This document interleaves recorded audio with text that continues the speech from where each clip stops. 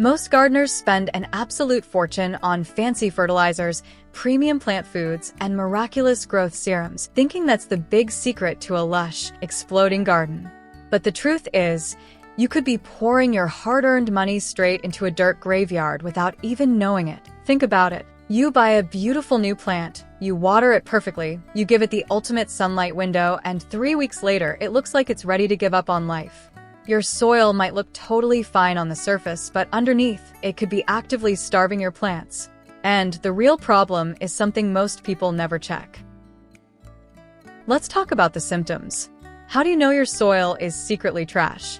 Well, have you ever watered a pot only for the water to sit on top like a stubborn puddle for 5 whole minutes? Or maybe you look at your garden bed after a sunny day, and the earth is so incredibly hard it has literal cracks in it, looking like a miniature version of the Death Valley Desert. Those are massive red flags. When soil loses its quality, it stops behaving like a sponge and starts behaving like concrete. Turns out, the soil has compacted into a literal brick inside the pot. It is so dense that the roots couldn't even push through it, let alone find a snack. It's like trying to feed a plant through a brick wall. But you don't need a fancy science lab kit or a degree in geology to test your dirt. In fact, you can test it right now using a couple of things you already have in your kitchen, and the first test is shockingly weird. Good soil isn't just dead, empty dirt. It's supposed to be a living, breathing city. It's packed with microscopic good guys, beneficial fungi, and tiny air pockets. Roots hate swimming almost as much as cats do. They don't just drink water, they actually need to breathe oxygen. If your soil is too tightly packed, or if it's made of heavy, sticky clay, those tiny air pockets completely disappear. The roots basically start suffocating because they can't get enough oxygen. And when roots suffocate, they can't absorb nutrients. It doesn't matter if you buy the most expensive fertilizer on earth. If the roots are choking, they aren't eating. Now, here is a major gardening myth we need to bust right now. If the soil is dark black, it must be amazing. But looks can be totally deceiving.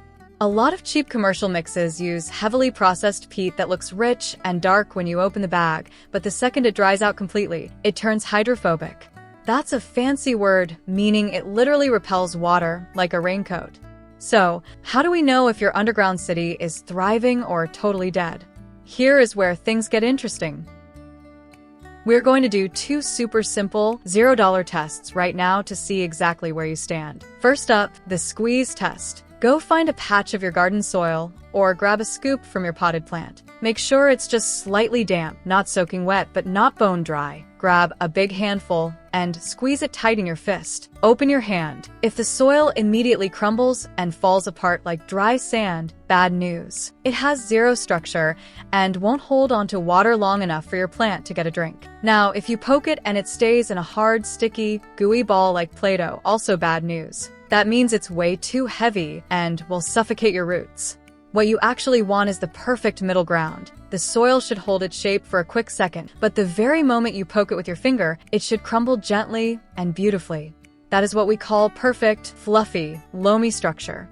Next is the jar test. Drop a handful of your soil into a clean glass jar, fill it with water, give it a massive shake, and let it sit on your counter for a few hours. It will separate into 3 very distinct layers: sand at the bottom, silt in the middle, and clay at the top.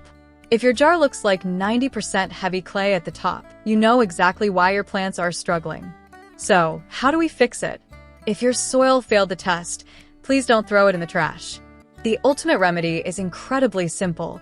Mix in a solid amount of rich organic matter, like high-quality compost, worm castings, or well-rotted leaf mold.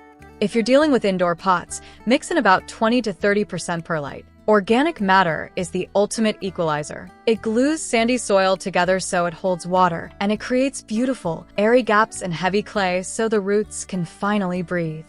So, the next time your favorite plant starts looking a little sad or stops growing, don't automatically assume it needs more chemical fertilizer or a new watering schedule.